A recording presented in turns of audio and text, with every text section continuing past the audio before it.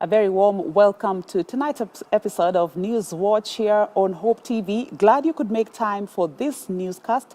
My name is Melissa Odor. On the sign language interpretation is Boniface Mureithi. News Watch begins now. Azimio la Umoja One Kenya leader Raila Odinga has announced a countrywide mass action in the next 14 days to protest against the high cost of living and President William Ruto's administration. Odinga made the declaration during the Azimio Prayer Day held at the Jivanjee Gardens in Nairobi. Now, the opposition leader said should President Ruto's administration fail to heed their warning, then Azimio will ask its supporters countrywide to take part in the mass action. And as Gloria Musimbi reports, various Azimio leaders seconded his remarks, stating that Kenyans have grown tired of the Kenya Kwanza administration's hide-and-seek games on the cost of living.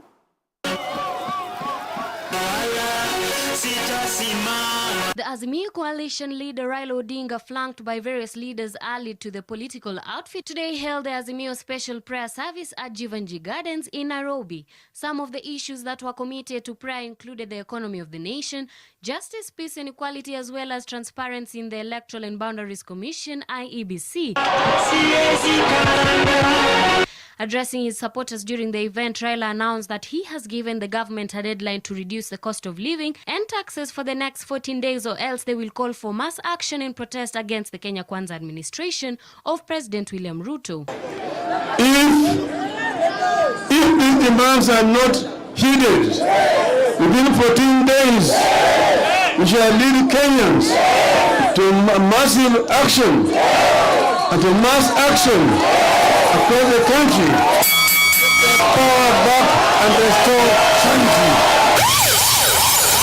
Raila further criticized Deputy President Rigathi Gachagua for likening the country to a company with stakeholders, saying that every Kenyan has the right to receive services from the government as they faithfully pay taxes. Ati kuna wale ambao wako na hisa nyingi zaidi, wengine wako na kidogo, wengine hawana hata.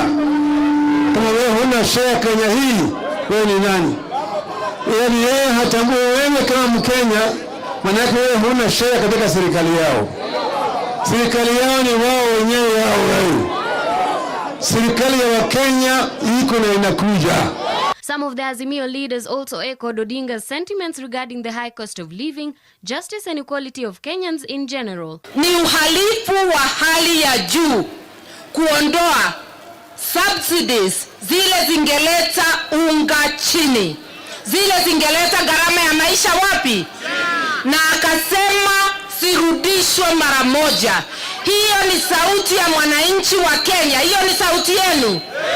Mko tayari kulipa gharama? Ile mambo ambayo inaendelea sasa baba ni kwamba mila za wale ambao walileta mahindi hawezi kuaccess hiyo mahindi directly, wananunua kwa majambazi ambao wanasema wanashika serikali.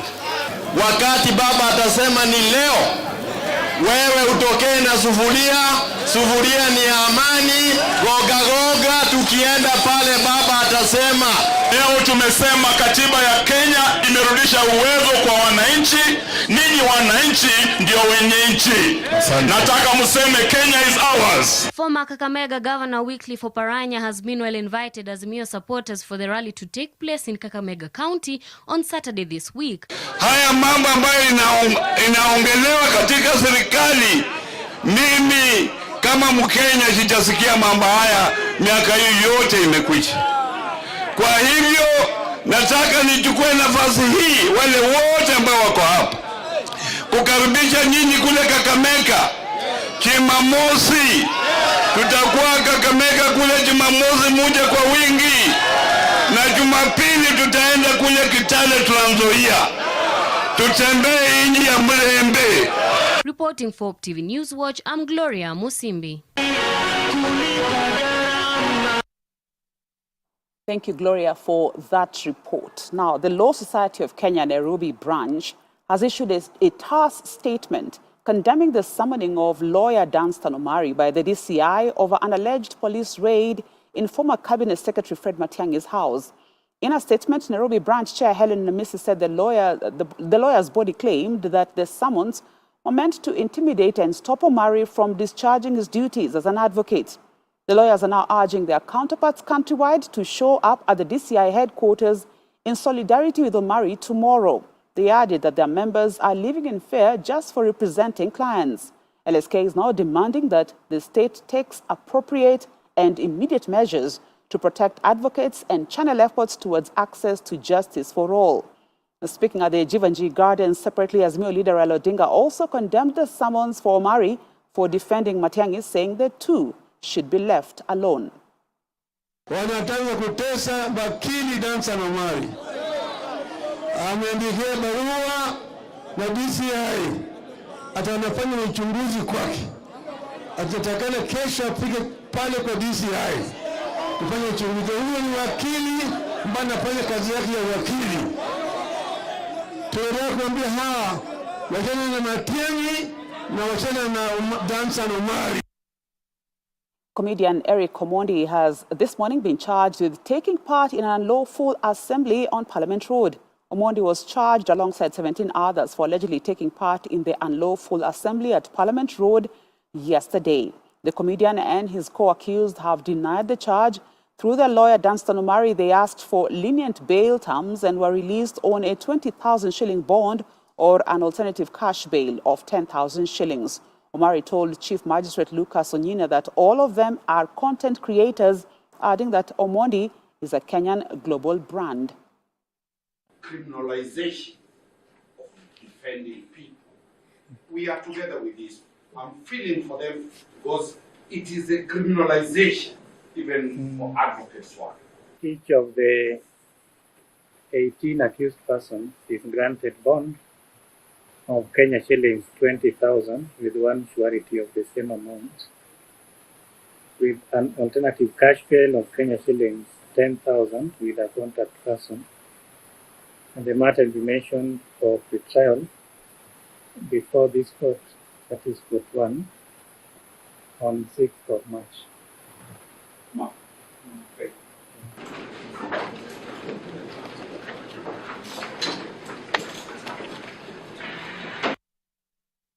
Over 12,000 youths are expected to be employed starting next month as efforts to rehabilitate rivers in Nairobi County formally take place. This follows the commissioning of the Nairobi Rivers Commission by President William Ruto today. The president assured that the commission will not replace the previous teams working on cleaning up the rivers, but will collaborate with them. President Ruto called on all legislators from the county and the national governments to recruit the youth in their areas to participate in the project to ensure it is successful. He also revealed that the government has availed 22 billion shillings to expand the Nairobi County sewer system to service housing projects in the city. Hii mpango ya Nairobi Rivers Commission. Kwanza nataka niwapongeze vijana wengi sehemu nyingi katika mji wetu wa Nairobi kwa ile kazi tayari wanafanya kusafisha mito yetu ya Nairobi. Ile takataka wanaokota na ile kazi yote wanafanya ili kufanya mji wetu wa Nairobi iwe ni mji msafi. Mimi nataka niwaeleze wote ya kwamba tutafanya kazi pamoja na nyinyi. This commission, as I have said, has not come to replace any stakeholder who is doing something at the moment about the cleaning and greening of our city. But we have come to complement, we have come to collaborate, we have come to accelerate so that we can achieve this in a shorter time by involving everybody. Now, every mother dreams of bearing an abled child after 9 months of pregnancy. But what do you do when your worst fears for the health of your child now becomes your new reality and you remain as their main provider and caregiver? This is what 33-year-old Elizabeth Wanjohi faced when she gave birth to her son with cerebral palsy and her daughter who has Down syndrome. Our reporter Dolly Mwirigi Mbuvi spent a day with Elizabeth and shares this story. Through the help of CITAM missions under Christ is the Answer Ministry CITAM, Elizabeth can afford a smile. Her son Caleb has a full education sponsorship. She was also gifted with a sewing machine and intends to open a business soon. I bless this lady, I bless her son, I bless her daughter, I pray the Father that their house is blessed. People with Down syndrome often share physical features like flat face, slanted eyes, a single crease across the palm, short stature, small ears, hands and feet, poor muscle tone or loose joints. The relationship between Down syndrome and cerebral palsy is that children who have Down syndrome are highly likely to get features of cerebral palsy, but not the other way around. So we believe in patient-centered care. Unlike Down syndrome, cerebral palsy doesn't necessarily cause distinct physical features. It's predominantly affect muscle tone. Up to 80% of individuals with cerebral palsy experience high muscle tone hypotonia, while the remaining 20% experience low muscle tone hypotonia or fluctuations between the two. It does cause limitation of a lot of functions like movement, sometimes depending on the severity of the brain injury.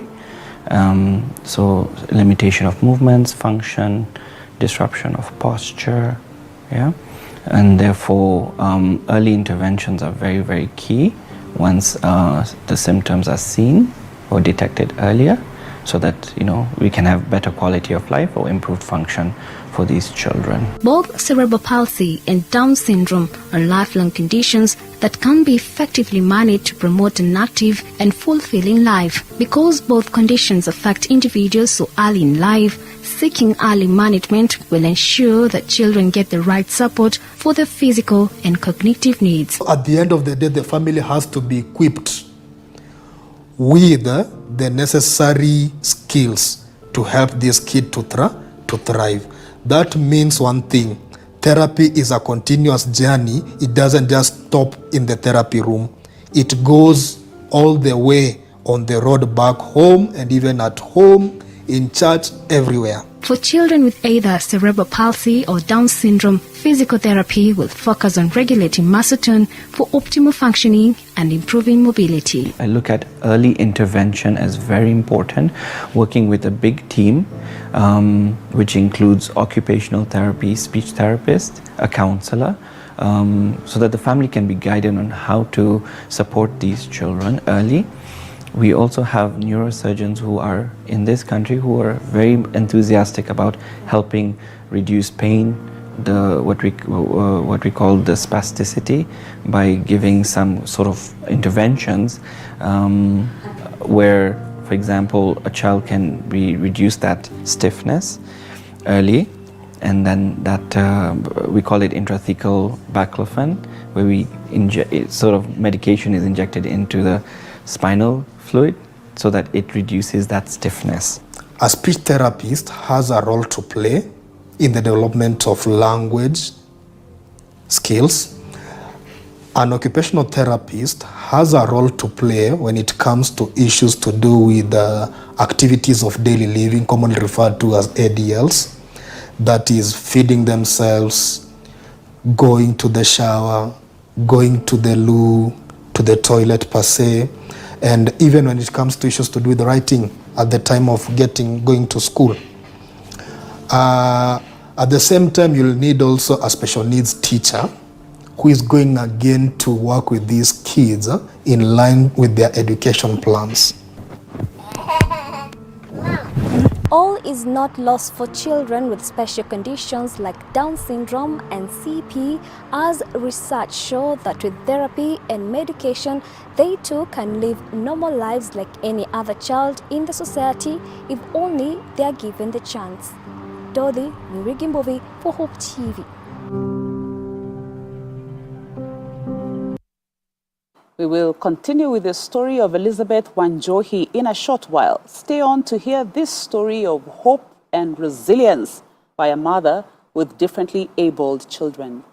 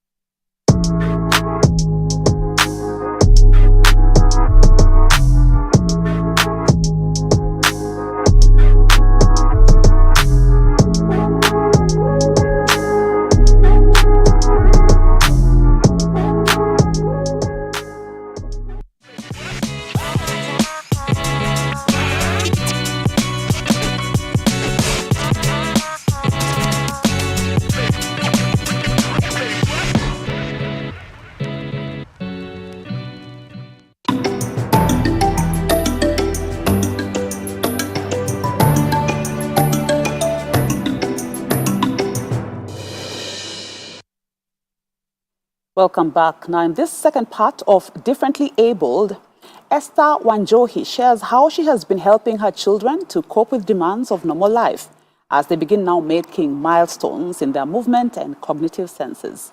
Dolly Mwirigimbovi continues with the story. We don't know how strong we are until being strong is the only choice. When Elizabeth gave birth to her children, she had no idea they were in for a lifelong commitment to intensive care. Wow.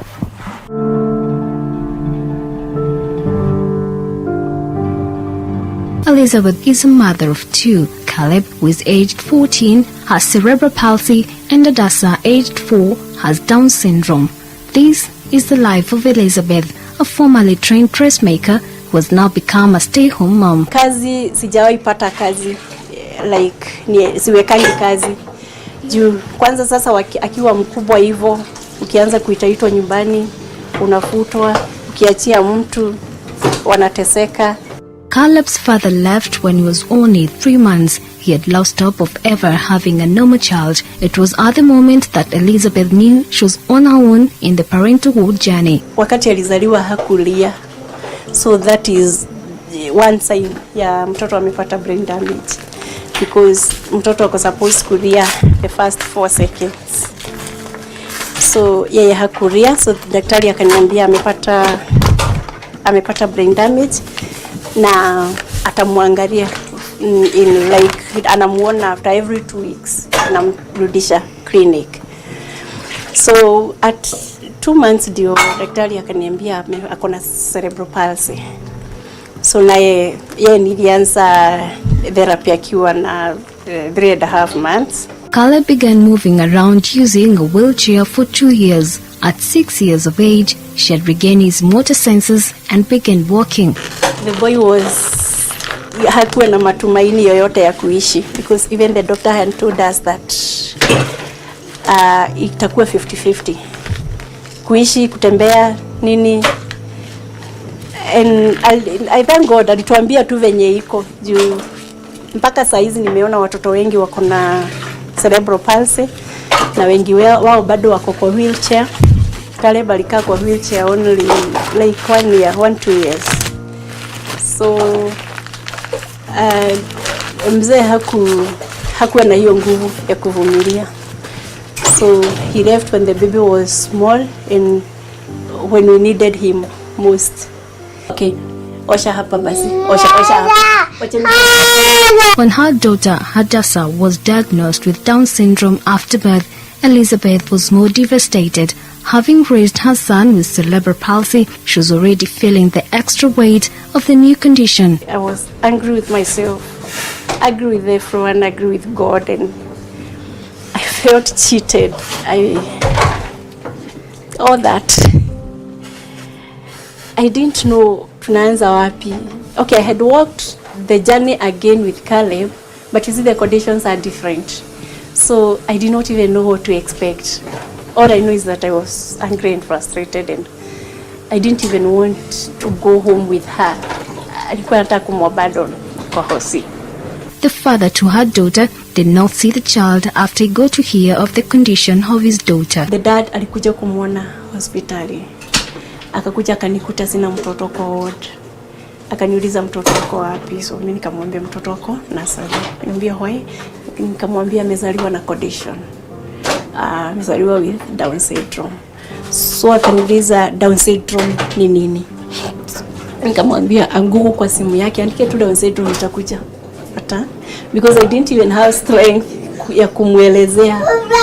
And so akakaa na simu yake hapo. Finally masaa ya visitors ikaisha. Akanishikisha 1000 kwa mkono. Na akaniambia ati Elizabeth, hebu fikiria sana na uchunguze ni kwa nini Mungu anakupea watoto kama hao. And that was the end of the marriage. She was overjoyed when Hadassah finally learned to walk at 2 years and is happy with the progress she's making, albeit slow. Hadassah has since learned some life skills like feeding herself and is learning how to communicate. Elizabeth confesses that she often breaks down when overwhelmed. Initially, she was worried that her children would not live their life to the fullest and now with more knowledge on her children's condition and feels encouraged. When Hadassah was born with a condition, I had to drop him ili niweze kuafford ya Hadassah. So hiyo ndio ilikuwa kitu yangu gumu sana maishani kuchoose. That was the worst time ya maisha yangu, kuchoose kati ya watoto wangu ni nani anahitaji therapy more. There are times that I felt like running away, locking them in a house and leaving and never coming back.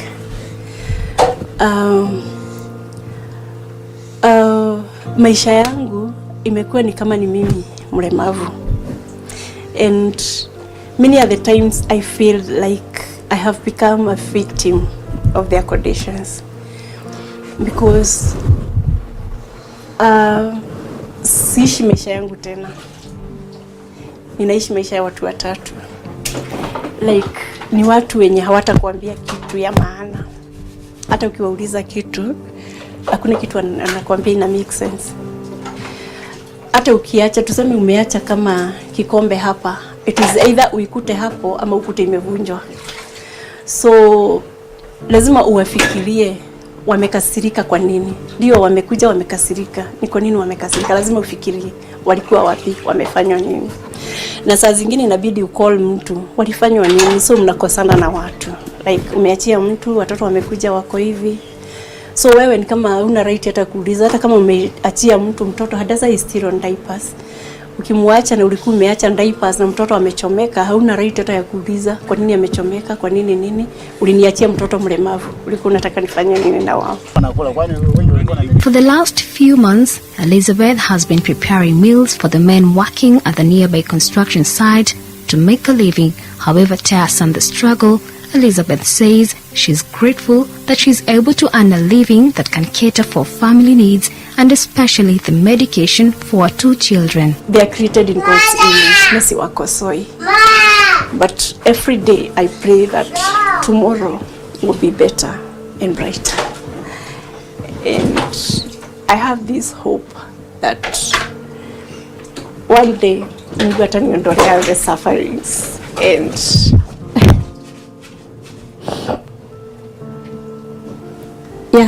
na atanipea maisha ya raha and na nisaidia because everyone says that my children are a blessing to me, but you know sometimes it's hard to see the blessing.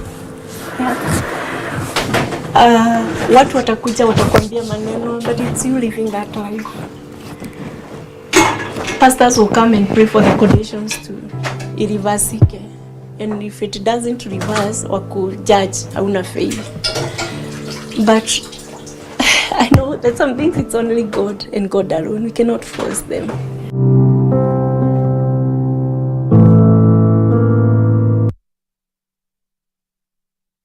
Thank you, Dolly, for that very powerful, very enlightening story.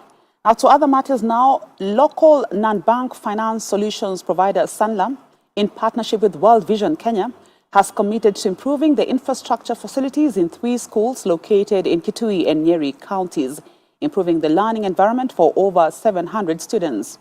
Kalatine Primary School and Kakululo Secondary School in Mwingi, Kitui County, and Birisha Primary School in Mwega, Nyeri County will receive infrastructure support to the tune of 21.1 million shillings.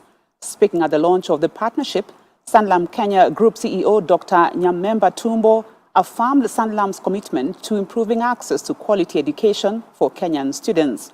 Tumbo said through the Sanlam Kenya Schools project, they will work in partnership with the Ministry of Education and learning institutions to play their role in facilitating a conducive learning environment for schools in need, leading to the better academic performance of the learners. This project is actually aimed at helping or supporting government to build infrastructure that can support learning. Our vision is to make sure that there are facilities for our children to learn under a conducive environment. That is the reason why when we did our feasibility, we realized that places like Mwingi, Muigia, Bokot, and the rest, we lack basic infrastructure. Today is a great day for us at World Vision Kenya because we are launching a partnership of the Sanlam Kenya Schools Project, where Sanlam Kenya PLC has donated 21.1 million shillings to contribute to the development of education infrastructure in this country. Children are unable to attend school because they don't have proper classrooms. Therefore, in this partnership with Sanlam, we're able to build a 4 classroom block, full classrooms, which is two twin classrooms, but also renovating 10 classrooms. But also we are building a dormitory for girls at a secondary school. Now, this does not mean that we are solving the whole problems of education of these children, but we are making a significant impact. We are laying the foundation where both the children and the teachers will have an environment for teaching and also for learning. And Labour and Skills Development Principal Secretary Geoffrey Kaituko has spent his journey from childhood in the arid lands of Turkana into county and national leadership in a book titled Getting Things Done, The Key to Exemplary Leadership. I spoke to us here on Hope TV on the inspirations captured in the book and how he integrates his faith in his day-to-day work as a government official. I really want to do what's right. I've always done that. And that has been my legacy consistently ever since I became a leader, a speaker. Before that, I was a head of government department at the county level for over 6 years now. And then I've also been an advisor to the president when he was deputy president, and now PS. I am legacy-minded kind of a person. So at the end of the day, I think the only way you can be able to leave a legacy is doing the right thing. And the right thing most of the times has to be something that is divinely inspired.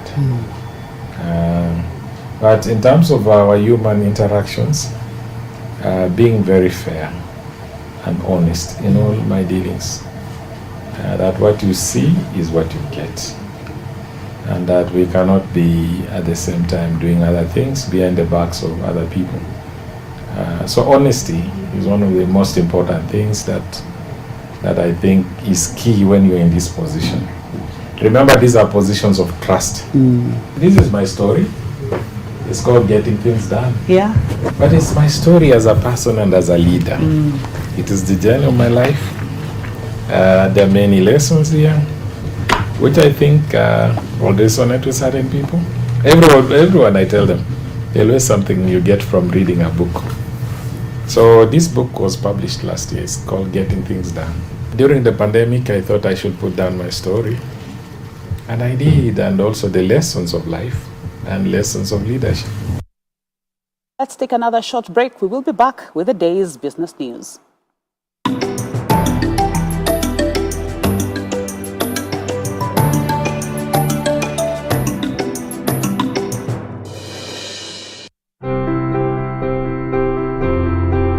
The Asian community in Kenya has been nationally recognized as the 44th tribe of the people of this great nation. Many of which who have already been exposed to the gospel of our Lord and Savior Jesus Christ. Starting this January, every third Thursday of the month, we bring you Asia Testify, where we will be listening to life-transforming stories of Asian believers who have walked with the Lord. Only here on Hope TV. Look and live.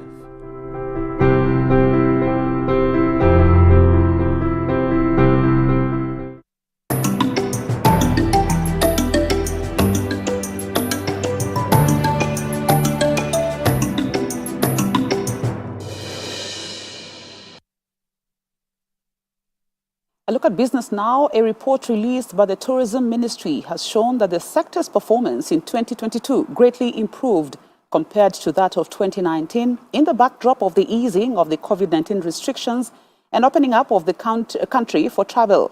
Speaking on releasing the 2022 tourism sector performance, Tourism Cabinet Secretary Penina Malonza said international visitor arrivals last year recorded a recovery of 70.45% increase compared to 2021. Malonza has noted that the ministry will focus on domestic and regional tourism promotions, among other remedies, so that the country continues realizing the steady recovery going forward. Therefore, the contribution of this ministry in terms of employment is 10.3% of all jobs created, and also contributes to 10% of global GDP of this country, which is equivalent to US dollar 9.6 trillion. This is in terms of the global contribution in terms of revenue. Africa recovered about 65% of its pre-pandemic visitors due to easing of COVID-19 restrictions. Kenya, this year, Kenya international tourist arrivals were at 1,408,753, representing 70.45% increase as compared to 2021 arrivals, which was at 870,465. The inbound or revenue generation grew up to 268.09 billion compared to 146.51 billion in 2021, which is a growth of 85%.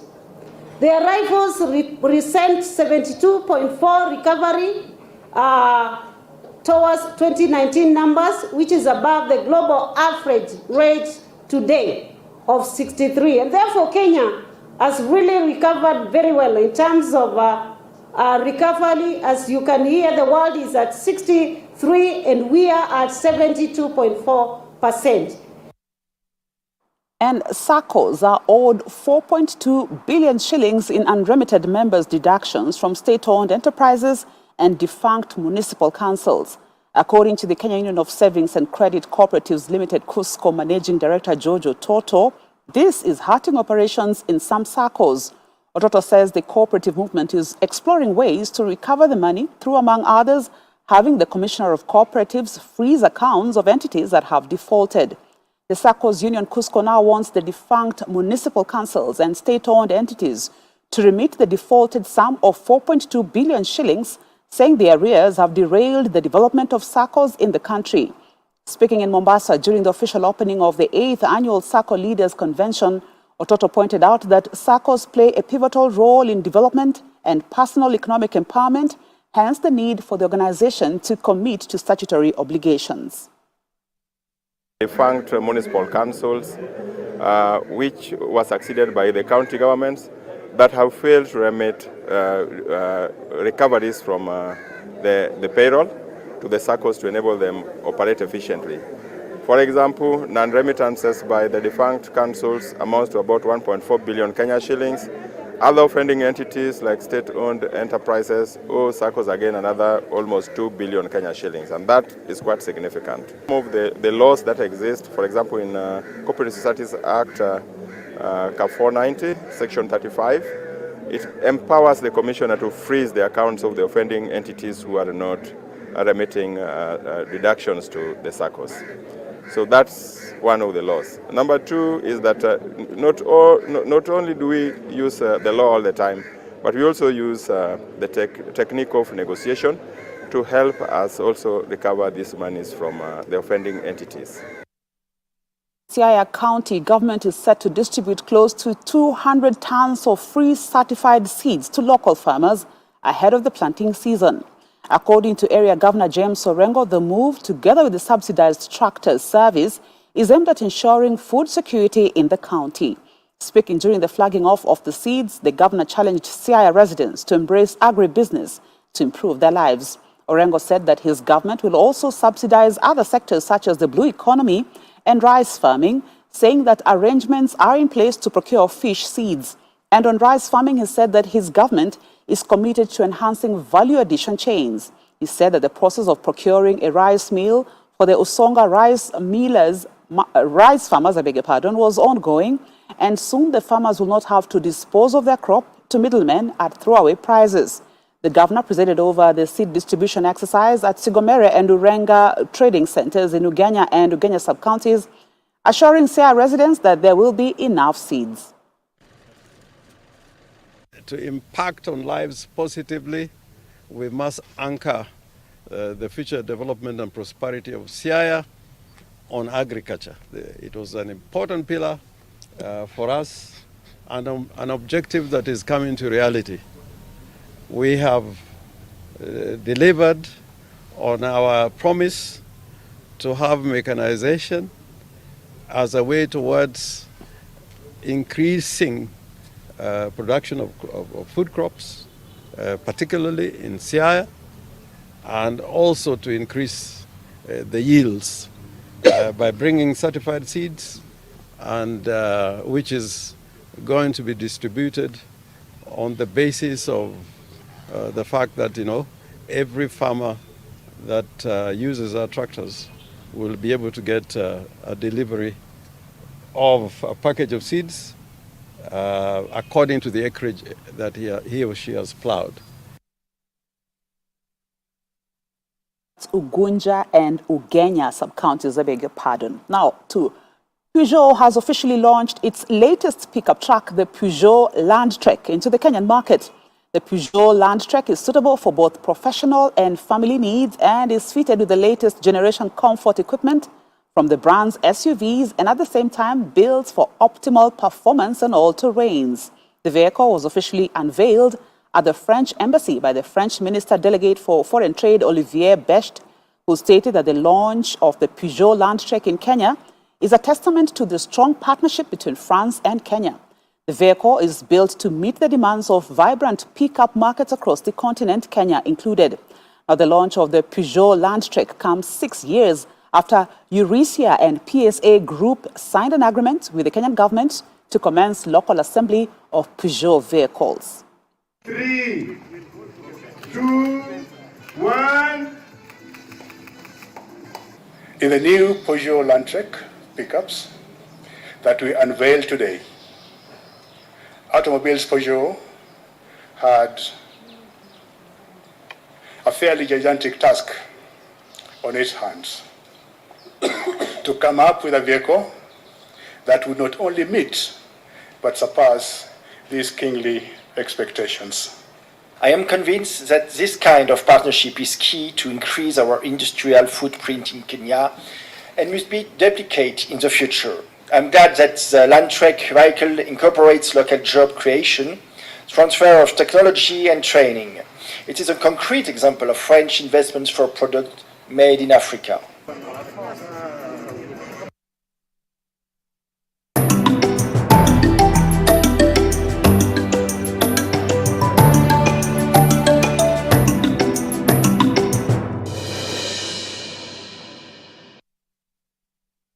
To sports now, reigning African club champions KCB Women's Volleyball team has intensified preparations ahead of the Kenya Volleyball Federation KVF new season that serves off this weekend. Under the tutelage of Japhet Munala, the Lionesses will open their campaign against Kenya Army on Saturday before playing Kenya Defence Forces KDF on Sunday afternoon. Following the 3-2 loss to Kenya Pipeline during the league playoffs in January, the Bankers resumed training immediately in preparation for the new season and the African Club Championships set for May in Tunisia. So far, remember, we did not take the national champions, so we are preparing well for any team that's come our way. We played Kenya Army in Mosoriot, and they really gave us a run for our money. So we are prepared well for these two teams, and we hope to start well for the season so that we can also try this season to be number one in Kenya. That's it for Newswatch tonight. Thank you for your company. My name is Melissa Odor. Boniface Muredi has been helping us on the sign language interpretation. Have a good night.